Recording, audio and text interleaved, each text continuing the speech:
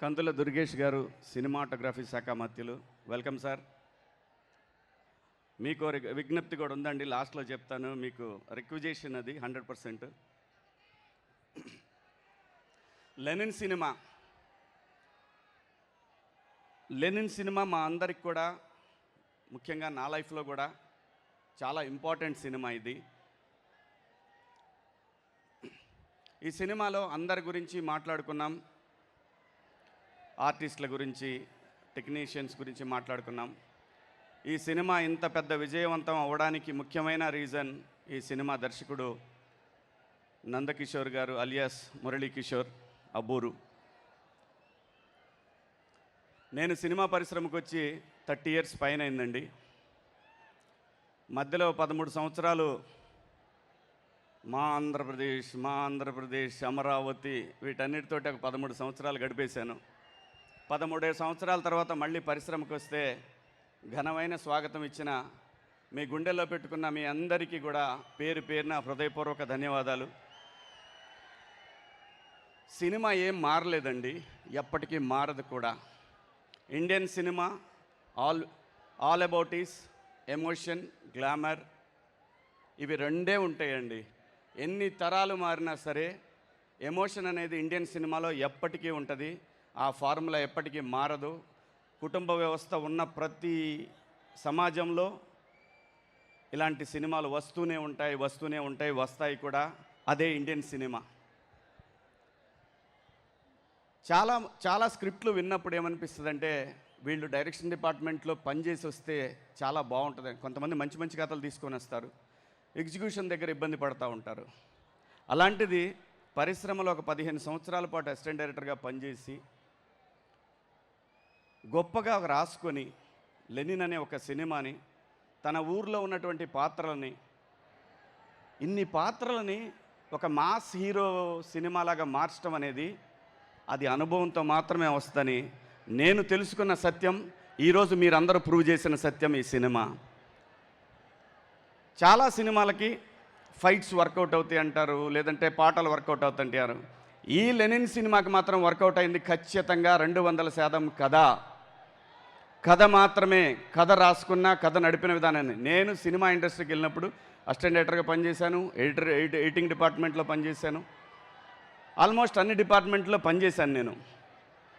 నాకు అర్థమైంది ఏంటంటే, ఎవరైతే రాజమౌళి గారి దగ్గర నుంచి ఈరోజు సక్సెస్ అయిన ఈ సినిమా లెనిన్ సినిమా వరకు ఈ డైరెక్టర్లందరూ కూడా ఫాలో అయింది ఫ్యామిలీ, సెంటిమెంట్, డ్రామా, మంచి పాటలు, మంచి ఆర్టిస్టులు, పెర్ఫార్మెన్స్లు.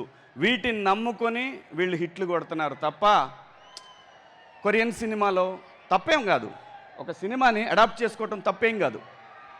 కానీ నేటివిటీ కథని అద్భుతంగా మలుచుకొని వాళ్ళ పక్కూరు, మీ పక్కూరే కదండి రామాపురం, వాళ్ళ పక్కూరు రామాపురం తిరుపతి దగ్గర, ఆ ఊర్లో ఉన్న కథని, వాళ్ళ ఊళ్ళో చెర్లోపల్లిలో ఉన్న క్యారెక్టర్స్ని అన్నింటినీ పెట్టుకొని, తన చుట్టూ ఉన్న జరిగిన సంఘటనలన్నింటినీ పెట్టుకొని ఒక అద్భుతమైనటువంటి డ్రామాని ఈరోజు ఈ సినిమాలో మనందరం చూసాం. బ్లాక్ బస్టర్ చేశారు మీరందరూ కూడా. నిజంగా ఈ దర్శకుడు ఈ తరానికి ఒక రాజమౌళి గారిలాగా అవ్వాలని నేను మనస్ఫూర్తిగా కోరుకుంటున్నాను సార్. మీ దగ్గర అది ఉంది, మీకు పేషెన్సీ ఉంది, మీరు కష్టపడ్డారు, మీకు అద్భుతంగా సపోర్ట్ చేశారు. వంశీ గారు కానీ, అఖిల్ బాబు కానీ మీకు అద్భుతంగా సపోర్ట్ చేశారు. మీరు ఎంత చూపించాలో పేషెన్సీ ఈ సినిమాకి అంత చూపించారు కాబట్టే సినిమా ఎప్పుడు పేషెన్సీ టెస్ట్ చేస్తూ ఉంటుందండి. ఆ పేషెన్సీని ఎవరైతే ఎదుర్కోగలుగుతారో వాళ్ళు ఖచ్చితంగా సక్సెస్ కొట్టగలుగుతారు.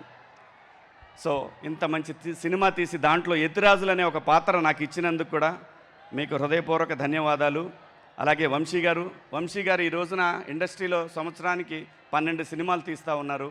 ఈ 12 సినిమాలకి, ఈ సంవత్సరం అయితే 12, లేదంటే 10, 8, 12 సినిమాలకి సార్, దుర్గేష్ సార్ మీతో చెప్పాలనుకున్నది ఇదేనండి. 12 సినిమాలు అంటే రోజు సినిమా ఇండస్ట్రీలో ప్రతిరోజు ఈరోజు 40 సినిమాలు జరుగుతూ ఉన్నాయి సార్. 40 సినిమాలకి, ప్రతి సినిమాకి ఆల్మోస్ట్ 4000 మంది టెక్నీషియన్లు కానీ, ఆర్టిస్టులు కానీ వీళ్ళందరూ పనిచేస్తూ ఉంటారు సార్. జూనియర్ ఆర్టిస్టులు ఇంకో 4000 మంది పనిచేస్తారు సార్. టోటల్గా ఒక్కరోజు ఒక ఇండస్ట్రీలో 10,000 మందికి ఇన్స్టెంట్గా జాబ్ దొరుకుతుంది సార్.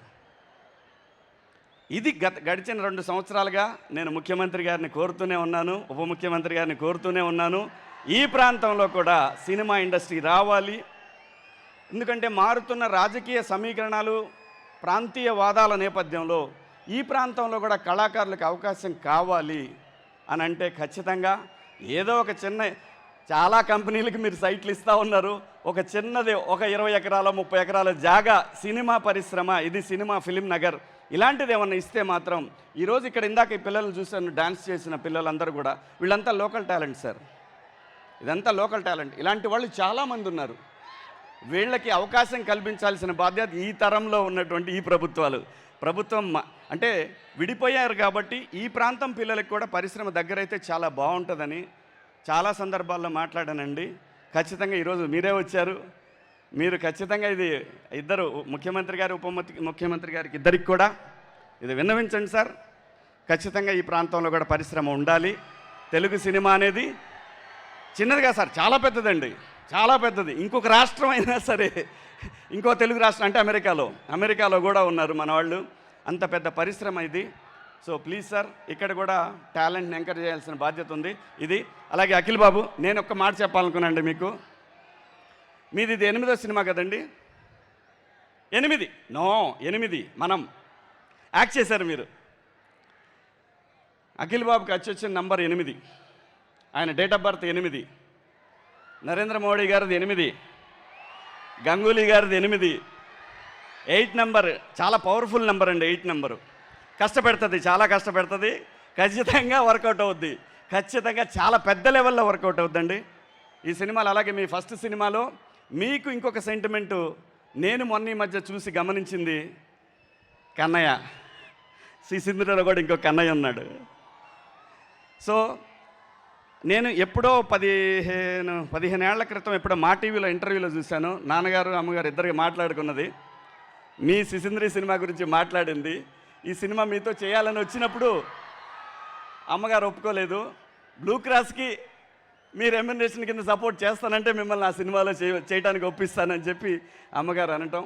నిజంగా భైరవుడు మీకు సపోర్ట్ ఉన్నాడు సార్. Keep rock. అరే నేను పోతా ఆకండి. అయ్యగారే నెంబర్ 1, డౌటే లేదు. అయ్యగారు నెంబర్ 1 వచ్చాడు. ఆడే నెంబర్ 1 అక్కడ వచ్చాడు, ఇక్కడ ఉన్నాడు అతను. అయ్యగారే number 1. Thank you sir, thank you. ఇక్కడికి విచ్చేసిన మీ అందరికి కూడా పేరు పేరున ధన్యవాదాలు. థ్యాంక్ యూ సో మచ్ అమ్మా. Thank you.